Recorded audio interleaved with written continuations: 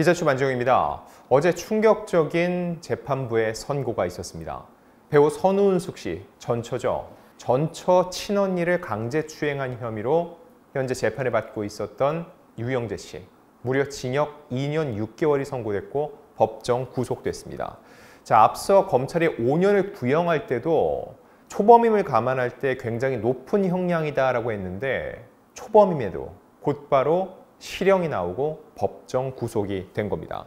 재판부는 왜 이 같은 판단을 내리게 된 것인지. 근데 보니까 선고 직전까지 유영재 씨는 반성문도 내지 않았습니다. 즉, 이 상황을 전혀 인정하지 않고 있었다는 거죠. 이게 재판부의 판단에 영향을 미쳤던 것일지, 그리고 과연 유영재 씨는 항소를 할지, 재판부는 유영재 씨에게 어떤 이야기를 했을지, 더 나아가서 이날 선고 공판에서 과연 유영재 씨는 어떠한 입장을 보였을지 조목조목 짚어보겠습니다.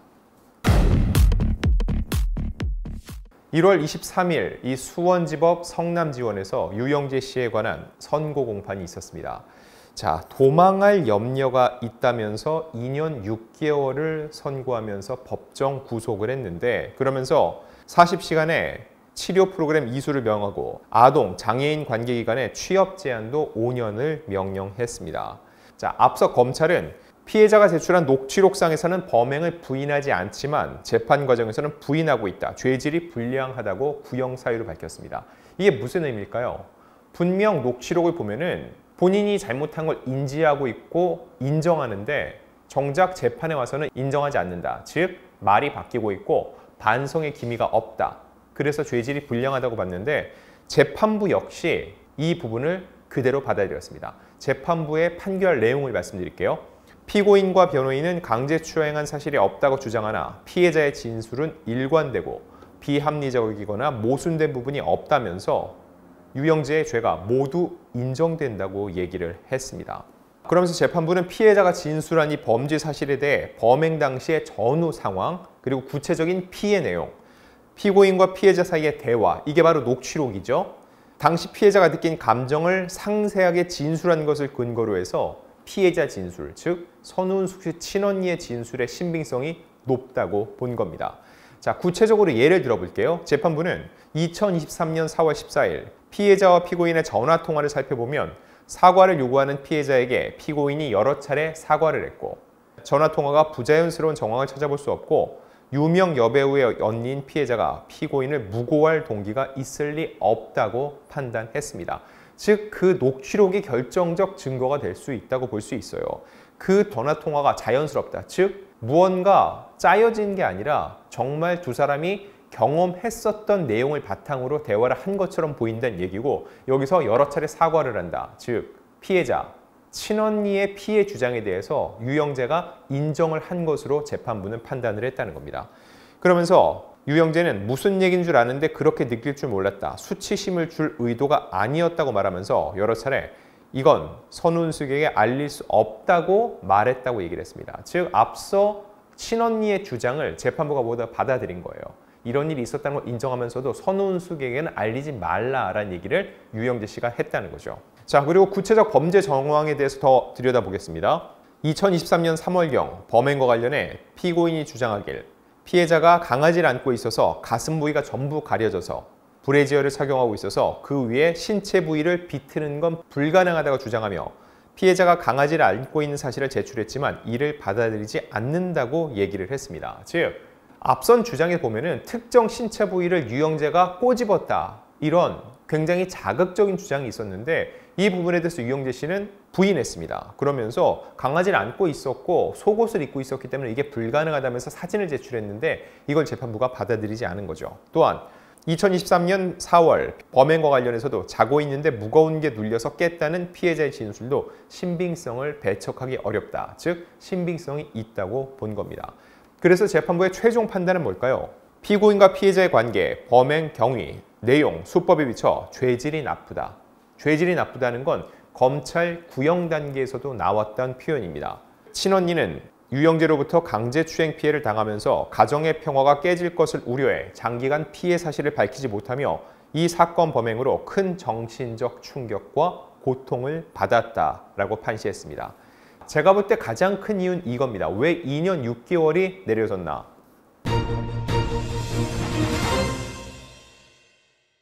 피해자로부터 용서받지도 못했고 이 사건 범행이 모두 유죄로 인정되는데도 유영재는 범행을 전부 부인하고 진정으로 반성하는 모습을 보이지 않는다.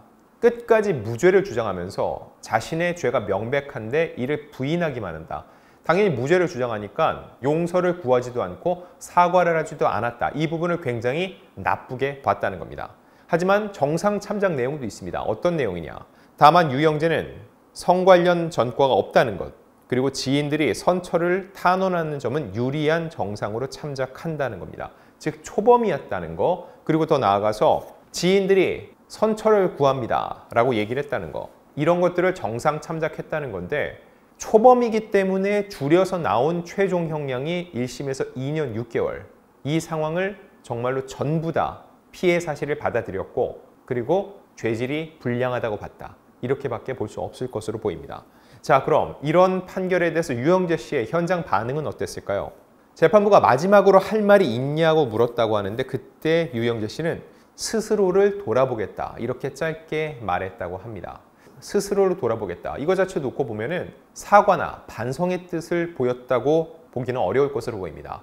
이게 왜 그럴지 놓고 보면은 2심을 염두에 둔 것이 아닌가. 여기서 바로 죄송합니다. 잘못했습니다. 반성합니다. 라고 얘기하면 어떻게 되죠? 2심에 갔을 때 1심의 그 사과는 범행을 인정한 것이 아니냐 이렇게 판단할 가능성도 있기 때문에 스스로를 돌아보겠다 이렇게 짧게 말한 게 아닌지 하는 생각이 듭니다. 자, 그러면서 방청석 쪽을 살짝 응시했다는 보도도 있었고요. 자, 여기서 궁금해지는 게 있습니다. 유영재 씨는 왜 반성문을 내지 않았을까요? 반성문을 왜 말씀드리냐면은 통상적으로 초범인 경우 그 사람이 진심으로 잘못을 뉘우치는지 반성하는지 이게 양형 사유에 굉장히 크게 반영이 된다는 거죠. 근데 유영재 씨는 반성문을 내지 않았습니다. 그건 왜 그럴까? 무죄를 주장했기 때문입니다. 이 재판은 잘못을 인정하면서 형량을 다투는 양형 재판이라기보다는 유죄와 무죄를 다투고 있었다는 거죠. 즉 무죄를 다투는 유영재 씨 입장에서는 나는 잘못한 게 없다. 다 거짓 주장이다. 이렇게 얘기를 하죠. 그 얘기인즉 잘못하지 않은 사람이 반성문을 쓸 이유가 없겠죠. 즉 유영재 씨는 무죄를 주장하고 있었기 때문에 처음부터 반성문을 낼 수가 없는 상황이었다는 거죠. 그리고 또 하나 말씀드릴 건 유영재 씨는 유명인입니다. 자, 지금 2년 6개월의 실형이 나오면서 사실상 사회로 돌아오더라도 그가 유명인으로서 방송인으로서 활동을 재개할 가능성은 굉장히 희박해 보입니다. 개인적인 어떤 채널을 열 수도 있지만 이거 관련해서도 네티즌들의 신고가 접수될 수 있고요. 적어도 본인이 활동했던 방송사에서 기용되는 일은 없을 것으로 예상이 됩니다. 하지만 유영재 씨 입장에서 죄의 크고 적음이 아니라 유죄가 부분적으로 나오는 순간 이런 활동이 아예 불가능해지겠죠. 그렇기 때문에 유영재 씨가 본인의 방송인으로서의 생명을 유지하기 위해서는 무죄가 중요하지 유죄인데 형량을 적게 받는다. 이건 의미가 없다는 겁니다. 그렇기 때문에 끝까지 무죄를 주장했던 것으로 보이고 하지만 그게 부메랑이 되어서 끊임없는 무죄 주장과 반성하지 않고 용서를 구하지 않는 부분을 재판부가 굉장히 죄질을 나쁘게 봤고 그 결과 초범임에도 징역 2년 6개월이라는 중형이 선고됐던 것으로 해석할 수 있습니다.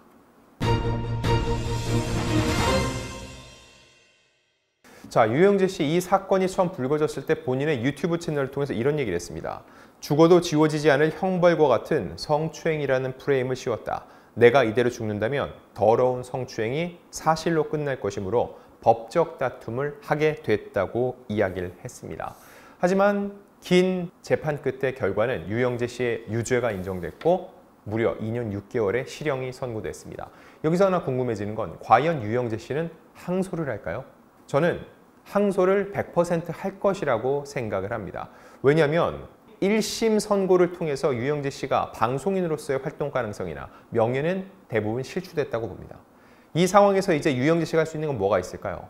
2심을 통해서 또 유무죄를 다투거나 혹은 1심에 하지 않았던 반성과 용서를 구하고 또 피해자와 합의를 거쳐서 형량을 줄이는 게 유영재 씨가 할 수 있는 최선이라고 볼 수 있겠죠. 2심에서 과연 유영재 씨가 어떤 것을 주장하게 될지 그리고 실제로 항소로 이어지게 될지 이 부분 역시 저희가 추가적으로 취재해 가면서 여러분들께 전달드리겠습니다.